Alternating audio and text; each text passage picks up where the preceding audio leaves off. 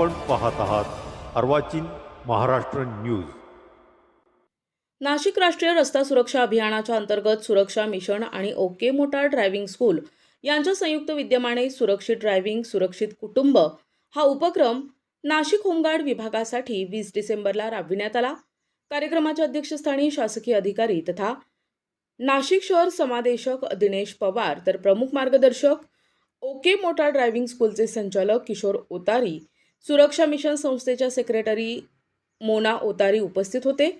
यावेळी सुरक्षित वाहन चालना, वाहतूक नियमांचे पालन, अपघात प्रतिबंधक उपाययोजना तसेच कुटुंबाच्या सुरक्षिततेसाठी जबाबदारीने ड्रायव्हिंगचे महत्त्व यावर सविस्तर मार्गदर्शन करण्यात आले।